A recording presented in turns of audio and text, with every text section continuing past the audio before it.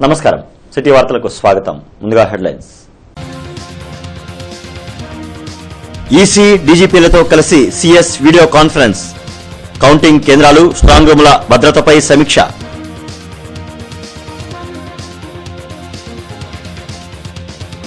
చోరీలకు పాల్పడుతున్న ఇంజనీరింగ్ విద్యార్థి అరెస్ట్. 6.5 లక్షల విలువైన ఆభరణాలు స్వాధీనం. లాక్డ్ హౌస్ మానిటరింగ్ సిస్టమ్ను సద్వినియోగం చేసుకోవాలని ఏఎస్పీ సూచన. ట్రాఫిక్ నిబంధనలను పాటించిన వారికి వినూత్న జరిమానా. ట్రాఫిక్ విధులు నిర్వహించాలని ఆదేశాలు. రూల్స్ ఎవరూ అతిక్రమించవద్దన్న జేసీ డీటీసీ.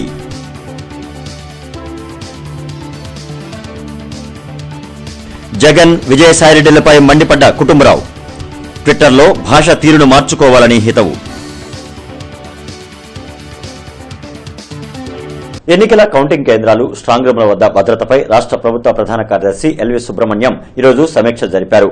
ఎన్నికల ప్రధానాధికారి ద్వివేది, డీజీపీ ఠాకూర్లతో కలిసి జిల్లా కలెక్టర్లు, ఎస్పీలకు దిశానిర్దేశనం చేశారు. రాష్ట్ర వ్యాప్తంగా ఈవీఎంలు భద్రపరిచిన స్ట్రాంగ్ రూమ్ల వద్ద పటిష్ట భద్రతా చర్యలను కొనసాగించాలని రాష్ట్ర ప్రభుత్వ ప్రధాన కార్యదర్శి ఎల్వి సుబ్రహ్మణ్యం ఆదేశించారు. ఆయా కౌంటింగ్ కేంద్రాల వద్ద లెక్కింపుకు పక్కా కార్యాచరణ ప్రణాళిక రూపొందించాలని కోరారు. అలాగే ఎన్నికల మార్గదర్శకాల ప్రకారం అభ్యర్థులు, పార్టీల ప్రతినిధులకు అనుమతులు మంజూరు చేసి అనర్హులను దూరంగా ఉంచాలన్నారు. ఆయా కేంద్రాల్లో కౌంటింగ్ రోజున విద్యుత్, మంచినీరు, ఫర్నిచర్ వంటి మౌలిక సదుపాయాలు సంపూర్ణంగా ఉండేలా చర్యలు తీసుకోవాలన్నారు.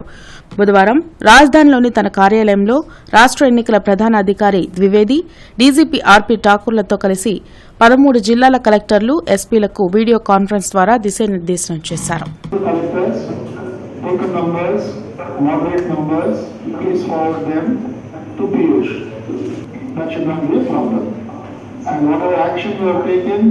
The ratification of CP, please write separately to Piyush.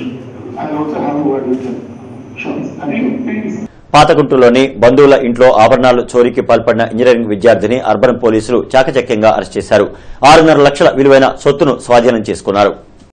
ఆర్థిక కుటుంబ పరిస్థితులు క్షీణించి వ్యసనాలకు బానిసైన ఎడ్లపాడుకు చెందిన ఇంజనీరింగ్ విద్యార్థి నాదండ్ల వెంకట సుబ్బయ్యను అరెస్ట్ చేసినట్లు అర్బన్ క్రైమ్ ఏఎస్పీ రాఘవ తెలిపారు. గత నెల 11న పాతగుంటూరులోని తన బాబాయ్ రాధాకృష్ణమూర్తి ఇంటికి వెళ్లి గేట్ లాక్లు తొలగించి బీర్వాలో ఉన్న 220 గ్రాముల బంగారు ఆభరణాలు చోరీ చేశాడన్నారు. అనంతరం అందిన ఫిర్యాదు మేరకు విచారించి అన్న కొడుకు వెంకట సుబ్బయ్యను అరెస్ట్ చేశామన్నారు. అలాగే చోరీ చేసిన సొత్తును స్వాధీనం చేసుకున్నామని ఏఎస్పీ రాఘవ తెలిపారు. డీఎస్పీలు సౌజన్య, నజిబుద్దీన్, సిఐ శ్రీనివాస్తో కలిసి అర్బన్ పోలీస్ కాన్ఫరెన్స్ హాల్లో అరెస్ట్ వివరాలను వెల్లడించారు. ఇంటాక్ట్ గా 6,60,000 రూపాయల ప్రాపర్టీ కూడా ఇంటాక్ట్ గా మేము దీన్ని రికవర్ చేయడం జరిగింది. అయితే ఇందులో ముద్దా ఎవరంటే నాదెండ్ల వెంకట సుబ్బయ్య తండ్రి వీరాస్వామి. ఇతను వయసు 22 సంవత్సరాలు. ఇతను ఎడ్లపాడు గ్రామము, గుంటూరు జిల్లా. ఇతను ఎవరో కాదు, ఇందులో కంప్లైనెంట్కి భర్తకి స్వయం అన్న కొడుకు ఆర్థిక ఇబ్బందుల వల్ల, డబ్బులు లేక తండ్రి చనిపోవడం వల్ల, చెడు వ్యసనాలకి ఇతను బానిస అవడం వల్ల ఇందులో సొంత చిన్నాయన ఇంట్లోనే నేరానికి పాల్పడ్డాడు. ఎందుకంటే ఎవరెవరు వచ్చి పోతారంటే ఇతను పేరు వచ్చింది మాకు. ఇతను వాళ్ళ చిన్నాన్ని అప్పుడప్పుడు డబ్బులు ఇమ్మని అడగడం, వాళ్ళ చిన్నాన్ని ఏమో నీకు ఆత్మాన్ని ఎక్కడ ఇస్తానని కోపపడడం, దాని మీద గొడవ పడడం, ఇటువంటి ఇన్సిడెంట్స్ అన్నీ ఉన్నాయి కనుక ఇతన్ని సస్పెక్ట్ చేసి మేము విచారిస్తే ఇవన్నీ కూడా ఈ రోజంతా ఇది డిటెక్ట్ అయింది. రహదారి భద్రతా నిబంధనలను ఉల్లంఘించిన వారికి అధికారులు వినూత్న రీతిలో శిక్ష విధించారు. ట్రాఫిక్ నిబంధనలు పాటించని 50 మందిని ట్రాఫిక్ విధులు నిర్వహించే విధంగా అధికారులు శిక్ష విధిస్తూ ఆదేశాలు జారీ చేశారు. సెల్ ఫోన్ మాట్లాడుతూ వాహనాలు నడపడం, ద్విచక్ర వాహనం మీద 3 వ్యక్తులు వెళ్లడం, డ్రైవింగ్ లైసెన్స్ లేకుండా వాహనాలు నడపడం, హెల్మెట్ ఉపయోగించిన వారిపై రవాణా శాఖ అధికారులు కేసులు నమోదు చేశారు.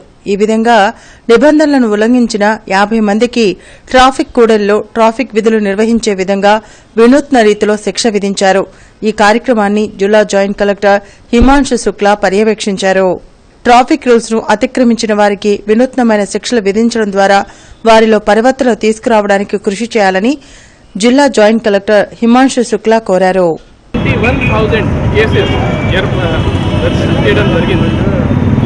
దీంట్లో విదౌట్ హెల్మెట్ కానీ, విదౌట్ సీట్ బెల్ట్ కానీ, without driving licence, drunk and driving ఇట్లాంటి కేసెస్ ఉన్నాయి.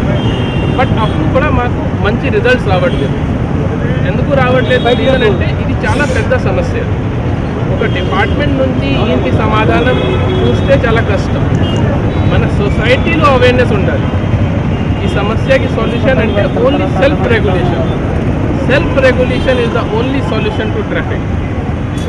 సెల్ఫ్ రెగ్యులేషన్ అంటే మన జనాలకి ఈ సమస్య గురించి అవగాహన ఉండాలి. ఒక యాక్సిడెంట్ ఉంటే ఈ 1000 మంది చనిపోయారు. దీంట్లో 70 to 80% 18 to 25 ఏజ్లోనే ఉన్నారు. ఏడాది 71,925 కేసులు రాష్ట్రంలో అత్యధికంగా నమోదు చేసి దానికి డ్రైవింగ్ లైసెన్స్ లేని వాళ్ళ మీద 16,000 పైగా, హెల్మెట్ లేని వాళ్ళ మీద 12,000 పైగా, తర్వాత రిఫ్లెక్టివ్ టేపు లేకుంటే రేడియం స్టిక్కర్ లేని వాహనాలు, డ్రంక్ అండ్ డ్రైవ్, ఇటువంటి రకరకాల అఫెన్సెస్ మీద మనం కేసులు నమోదు చేస్తాం. అయితే ఎన్ని కేసెస్ నమోదు చేసినా కానీ ఆశించినంత ప్రమాదాల సంఖ్య అయితే తగ్గట్లేదు. దీన్ని దృష్టిలో పెట్టుకొని జాయింట్ కలెక్టర్ గారు వినూత్నంగా ఈరోజు ఎవరైతే అఫెన్స్ చేశారో వాళ్ళ ద్వారానే అవేర్నెస్ క్రియేట్ చేయాలి. పరీక్షల్లో తప్పామని విద్యార్థులు ఎవరూ ఆత్మహత్యలకు పాల్పడవద్దని సీఎం చంద్రబాబు హితవు పలికారు.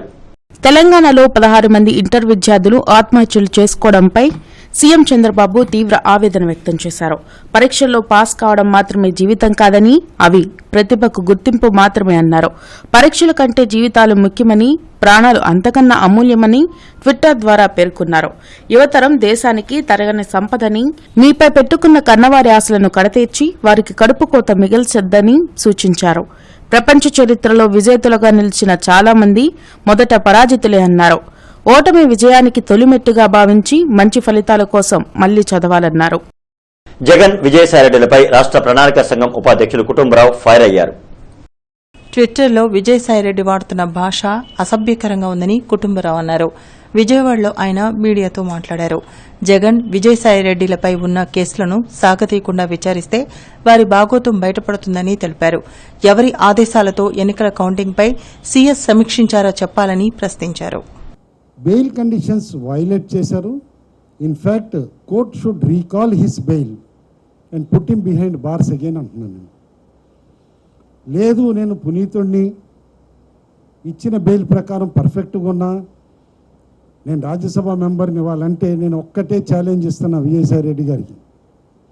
నువ్వు నిజంగా కడిగిన ఆనిముత్యంలాగా నువ్వు నీ నాయకుడు జగన్మోహన్ రెడ్డి బయటికి రావాలి అని అనుకుంటే కేసులు సాగదీయకుండా కోర్టుకి ఉత్తరం పెట్టండి. 3 నెలలు కానీ లేకపోతే పోనీ 6 నెలలు తీసుకోండి. 6 నెలల్లో మా కేసులన్నీ సాల్వ్ చేసేయండి. మేము ఒక అడ్జర్న్మెంట్ అడగం, మేము ఒక పోస్ట్పోన్మెంట్ అడగం. ట్రైల్కి తీసుకొచ్చి కంప్లీట్ చేయమని అడగమనండి. ఆ దమ్ము ధైర్యం చీవు నెత్తురు ఉందేమో.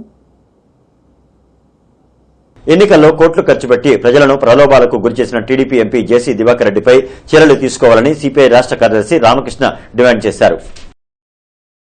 ఈ మేరకు రాష్ట్ర ఎన్నికల ప్రధానాధికారి ద్వివేదికి రామకృష్ణ ఫిర్యాదు చేశారు. అనంతపురం పార్లమెంట్, అసెంబ్లీ స్థానాలకు రీపోలింగ్ నిర్వహించాలని కోరారు. మేడే వేడుకలకు పోలీసులు అడ్డు చెబుతున్నారని, అనుమతులు ఇచ్చేలా చూడాలని రామకృష్ణ అన్నారు. తాళం వేసి ఉన్న ఇంటి భద్రత కోసం అర్బన్ పోలీస్ శాఖ అందిస్తున్న లాక్డ్ హౌస్ మానిటరింగ్ సిస్టమ్ను యజమానులు, అర్జీదారులు సద్వినియోగం చేసుకోవాలని క్రైమ్ ఏఎస్పీ రాఘవ సూచించారు.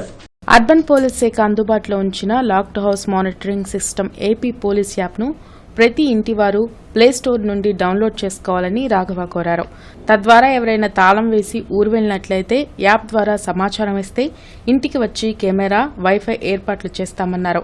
ఇంటివారు ఊరు వెళ్లి వచ్చేలోపు ఏదైనా చోరీకి ఎవరైనా పాల్పడినా తమకు వెంటనే సమాచారం వచ్చి దొంగలను పట్టుకోవచ్చని, ఇంటికి భద్రత కల్పించవచ్చని ఏఎస్పీ రాఘవ సూచించారు. ఎవరైనా యాప్ డౌన్లోడ్ చేసుకొని ప్లేస్టోర్ నుంచి LHMS యాప్ డౌన్లోడ్ చేసుకొని అది దాంట్లో ఇన్ఫర్మేషన్ ఫిలప్ చేసి వాళ్ళు ఎప్పుడైనా ఇంటి నుంచి బయటకు వెళ్ళినప్పుడు రిక్వెస్ట్ పెట్టినట్లయితే వాళ్ళకి ఫ్రీగా పోలీస్ డిపార్ట్మెంట్ వారు వాళ్ళ ఇంటికి సీసీ కెమెరా సర్వేలెన్స్ అంటూ పెడతారు. ఆ రకంగా పెట్టినట్లయితే ఆ ఇంట్లో ఎవరు ఆ కెమెరా ముందు ఎవరు కనపడినా ఇమ్మీడియట్గా కూడా పోలీస్ కంట్రోల్ రూమ్కి సంకేతాలు వస్తాయి. అతని సెల్లకు కూడా సంకేతాలు అవుతాయి. దానివల్ల ఏంటంటే నేరస్తులు ఇమ్మీడియట్గా మనం పట్టుకోవడానికి అవకాశం ఉంటుంది. అనంతపేటలో నూతనంగా అమరావతి మీడియా సెంటర్ ఏర్పాటైంది. ఈ మేరకు ఎమ్మెల్సీ డొక్క మాణిక్యవర ప్రసాద్ ముఖ్య అతిథిగా హాజరై మీడియా సెంటర్ను ప్రారంభించారు. ఈ కార్యక్రమంలో టీడీపీ నేతలు ఈడీఎన్ మురళీకృష్ణ, పిల్లి మాణిక్యారావు తదితరులు పాల్గొన్నారు. పత్రికా సమావేశాల కోసం ఇప్పటివరకు గుంటూరులో సరైన వేదికలు లేవని ఈ సందర్భంగా డొక్కా తెలిపారు. ఈ నేపథ్యంలో అమరావతి మీడియా సెంటర్ ఏర్పాటు ఆనందంగా ఉందని ఆయన చెప్పారు. ఈ అవకాశాన్ని అన్ని రాజకీయ పార్టీ ప్రజా సంఘాలు సద్వినియోగం చేసుకోవాలని ఆయన సూచించారు. ఇది first kind of this type ఒక మీడియా హాల్, ప్రెస్ మీట్స్ పెట్టుకోవడానికి, సమావేశాలు జరుపుకోవడానికి ఒక చిన్న హాల్ హోటల్స్లో ఉన్నాయి. బయట మీడియా సెంటర్ మొదటిసారి గుంటూరులో పెట్టిన మిత్రులందరూ కూడా గుల్లా సుధాకర్, పిల్లి మాణిక్యారావు గారి బృందానికి ధన్యవాదాలు. ఇది ఒక మంచి ప్రయత్నం, ఒక మంచి సమావేశం మందిరాన్ని మీడియా పాయింట్గా ఫోకస్ చేయాలి. జగన్ కేసుల్లో సహముద్దాయి అయిన ప్రభుత్వ ప్రధాన కార్యదర్శి ఎల్వి సుబ్రహ్మణ్యాన్ని విధుల నుంచి తప్పించాలని జిల్లా నగర టీడీపీ డిమాండ్ చేసింది.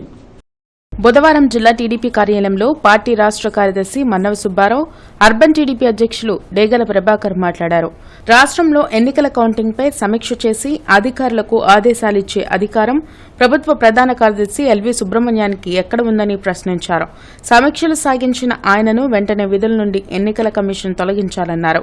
డిపాజిట్ రాని రాష్ట్ర బీజేపీ అధ్యక్షులు కన్నా లక్ష్మీనారాయణకు టీడీపీని విమర్శించే అర్హత లేదని మన్నవ, డేగల అన్నారు. జగన్మోహన్ రెడ్డికి సంబంధించిన అనేక కేసుల్లో వీళ్ళిద్దరు కూడా ముద్దాయిలుగా ఉన్నారు. అలాంటి సుబ్రహ్మణ్యాన్ని ప్రధాన కార్యదర్శిగా నియమించడమే ఒక వివాదాస్పదం. రెండవది, ప్రభుత్వ ప్రధాన కార్యదర్శి ఎన్నికల విధుల్లో జోక్యం చేసుకోవడం ఎన్నికల నిబంధనలకు విరుద్ధం. జాతీయ పార్టీ, కేంద్రంలో అధికారం ఉన్నటువంటి పార్టీ ఎక్కడన్నా డిపాజిట్ వస్తుందా అని చెప్పి మేము సవాల్ చేస్తూ ఉన్నాం. ఏ ఒక్క చోటైనా ఆయన జాతీయ పార్టీకి ఈ రాష్ట్రానికి అధ్యక్షుడిగా ఉన్న కన్నా లక్ష్మణానికి కనీసం డిపాజిట్ వస్తుందా అని చెప్పి మేము ప్రశ్నిస్తూ ఉన్నాం. గుంటూరుకు చెందిన kites slimming centre director Manjula కుమారికి country book of world record దక్కింది. ఎలాంటి సర్జరీలు అవసరం లేకుండా అత్యధిక మందికి ఒబేసిటీని తగ్గించిన కారణంగా డాక్టర్ మంజులకు ఈ అరుదైన గౌరవం లభించింది. ఊబకాయాన్ని నిర్మూలించి ఒబేసిటీ ఫ్రీ ఇండియాగా తయారు చేయడంలో కైట్ సంస్థ చేస్తున్న కృషి అభినందనీయమని country book of world record భారత సలహాదారులు కొండవీటి మురళి తెలిపారు. ఈ మేరకు గుంటూరుకి చెందిన kite slimming centre director Manjula కుమారికి country book of world record దక్కింది. ఇందులో భాగంగా మురళి ద్వారా మంజులాకి వరల్డ్ రికార్డుని మంగళవారం అందజేశారు. ఈ కార్యక్రమంలో సిమ్స్ విద్యా సంస్థల డైరెక్టర్ శివశిరీష, డాక్టర్ రిజైల్ తదితరులు పాల్గొన్నారు. ఎలాంటి సర్జరీలు అవసరం లేకుండా అత్యధిక మందికి ఒబేసిటీని తగ్గించిన కారణంగా డాక్టర్ మంజులాకి ఈ అరుదైన గౌరవం లభించింది. ప్రత్యేకించి మహిళలు ప్రపంచ స్థాయి రికార్డును సాధించడం ఆనందంగా ఉందని ఈ సందర్భంగా అతిథులు తెలిపారు. ఒబేసిటీ నియంత్రణకు నిరంతరం కృషి చేయాలని వారు సూచించారు. మన పూర్వీకులు చేపట్టిన నేపథ్యం ఏదో మనకు స్పష్టంగా తెలుసు.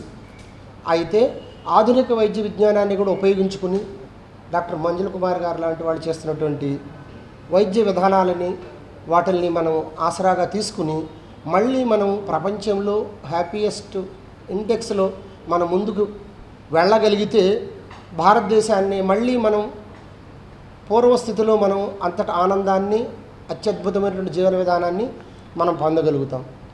సో అత్యంత తక్కువ కాలంలో డాక్టర్ మంజుల కుమారి గారు చేసినటువంటి విధానానికి సో ఆవిడ ఒక్కరే చాలా అత్యంత తక్కువ కాలంలో నెంబర్ ఆఫ్ పేషెంట్స్ని సో ఇచ్చినటువంటి ట్రీట్మెంట్కి మేము మాకున్నటువంటి లక్షలాది రికార్డుల్ని పరిశీలించిన తర్వాత అత్యంత తక్కువ కాలంలోనే తర్వాత ఎనానిమస్లీ మన కమిటీ, ఎడిటర్స్ కమిటీ వాళ్ళు నిర్ణయించి వారికి ప్రపంచ రికార్డుని ఇవ్వడానికి అంగీకరించారు. యూనివర్సిటీలో ఈవీఎంలు భద్రపరిచిన స్ట్రాంగ్ రూముల వద్ద గుంటూరు తూర్పు, గుంటూరు పశ్చిమ నియోజకవర్గాలకు సంబంధించిన గదుల్లో సీసీ కెమెరాల ప్రసారం నిలిచిపోవడంతో కలకలం రేగింది. అసలే ఈవీఎంలపై అపోహలు ఉన్న నేపథ్యంలో సీసీ కెమెరాల ప్రసారాలు ఆగిపోవడం ఆందోళన రేకెత్తించింది. తెలుగుదేశం పార్టీ శ్రేణుల ద్వారా సమాచారం అందుకున్న గుంటూరు తూర్పు, గుంటూరు పశ్చిమ తెలుగుదేశం పార్టీ అభ్యర్థులు మహ్మద్ నసీర్, మద్దాలి గిరిధర్లు హుటాహుటిన పయనమై అక్కడకు వెళ్లి పరిశీలించారు. సీసీ కెమెరాలు పనిచేయని విషయాన్ని ఇక్కడ ఉన్న సిబ్బంది కనీసం రిటర్నింగ్ అధికారులకు కూడా తెలియచేయకపోవడం గిరిధర్ దారుణమన్నారు. మరోసారి ఇటువంటివి పునరావృతం కాకుండా కట్టుదిట్టంగా చర్యలు చేపట్టాలని కోరారు. తూర్పు తెలుగుదేశం పార్టీ అభ్యర్థి మహ్మద్ నసీర్ మాట్లాడుతూ ఎన్సీపీ ట్రిప్ అవ్వడం వల్ల సీసీ కెమెరాల్లో ప్రసారం అంతరాయం కలిగిందని, ఇటువంటివి జరిగిన వెంటనే అభ్యర్థుల దృష్టికి తీసుకురావాల్సి ఉందన్నారు. వర్షం పడితే ఇబ్బందులు రాకుండా ఉండేందుకు వైట్ సిమెంట్ పెట్టేటప్పుడు కూడా తమ దృష్టికి తీసుకురాలేదని వివరించారు. స్ట్రాంగ్ రూముల వద్ద ఏం చేసినా తమ దృష్టికి తీసుకురావాల్సిందేనని స్పష్టం చేశారు. గుంటూరు ఈస్ట్ కాన్స్టిట్యున్సీ, అలాగే వెస్ట్ కాన్స్టిట్యున్సీ, అలాగే పార్లమెంటరీ కాన్స్టిట్యున్సీ సంబంధించి స్ట్రాంగ్ రూమ్ దగ్గర కెమెరాలు పనిచేయట్లేదని మరి చెప్పడం జరిగింది. మాకు సుమారుగా 10ంటికి మాకు ఫోన్ కాల్ రావడం, మేము ఇమీడియట్గా ఇక్కడికి రావడం జరిగింది. మరి ఈ లోపల కలెక్టరేట్ నుండి ఇక్కడ దానికి సంబంధించిన టెక్నీషియన్స్ కూడా వచ్చి వాళ్ళు రిపేర్ చేయడం జరిగింది. మరి దాన్ని చెక్ చేసుకోవడానికి మేము ఇక్కడ రావడం జరిగింది. మేము చిన్న క్లెయిమ్ చేసేది ఇక్కడ కనీసం 9:30 ఆగినప్పుడు కనీసం ఆర్ఓకి కూడా ఇంటిమేషన్ లేదు. ఆర్ఓకి కూడా మేము ఫోన్ చేస్తే మాకు తెలియదని చెప్పడం జరిగింది. కాబట్టి ఉన్న స్టాఫ్ని కోరుతాం, ఏమైనా ప్రాబ్లమ్స్ ఉంటే ముందు ఆర్ఓకి కానివ్వండి, ఇమీడియట్గా క్యాండిడేట్స్ తెలిసే విధంగా మరి ఎడమిడే చర్య తీసుకోవాలని చెప్పి మేము మరి జిల్లా యంత్రాంగాన్ని అలాగే ఎలక్షన్ కమిషన్ కూడా కోరుతా ఉన్నాము. ఇక్కడ జరుగుతున్నటువంటి ప్రతి పరిణామాన్ని కూడా ప్రజలందరూ కూడా తప్పనిసరిగా అధికారుల మీద ఆధారపడి ఉన్నారు కాబట్టి అధికారులు అప్రమత్తంగా ఉండి వీటిని స్ట్రాంగ్ రూమ్ వద్ద ప్రతి ఒక్కటి కూడా పకడ్బందీగా ఏర్పాటు చేయాల్సిన అవసరం ఉంది. ఎందుకంటే ఎన్నికలు అనేది ప్రజల పక్షాన పోరాడినటువంటి ఎన్నికలు కాబట్టి ప్రతి ఒక్కటి కూడా గమనించాలని చెప్పి మనస్ఫూర్తిగా. కార్యక్రమంలో తెలుగుదేశం పార్టీ నాయకులు రావిపాటి సాయికృష్ణ, తాళ్లూరి శరత్, మనోజ్, భరత్ తదితరులు పాల్గొన్నారు. వెదకాకాని పోలీసులు స్ట్రాంగ్ రూమ్ల వద్దకు చేరుకొని పరిశీలించారు. కాంగ్రెస్ పార్టీ కార్యాలయంలో ఇటీవల జరిగిన సార్వత్రిక ఎన్నికల్లో కాంగ్రెస్ తరపున పోటీ చేసిన అభ్యర్థులు, పార్టీ ముఖ్య నాయకులతో సమీక్షా సమావేశం జరిగింది.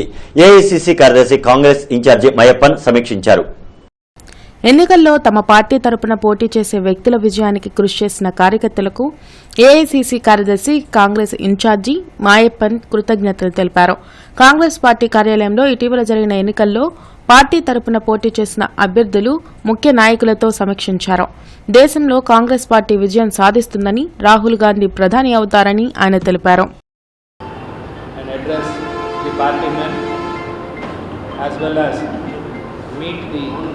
Assembly and the Parliament candidate to understand how the elections went on and how do we proceed further to build a very strong Indian National Congress in Andhra Pradesh.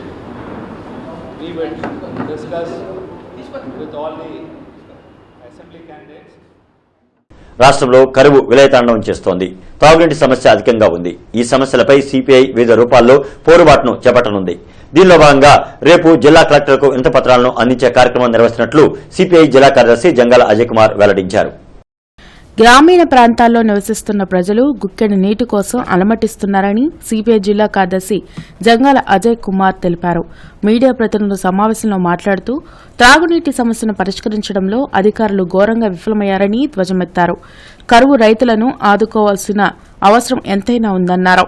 జిల్లాలోని అన్ని ప్రాంతాల్లో మే 1వ తేదీన మేడే ఉత్సవాలను ఘనంగా నిర్వహించాలని జంగాల విజ్ఞప్తి చేశారు.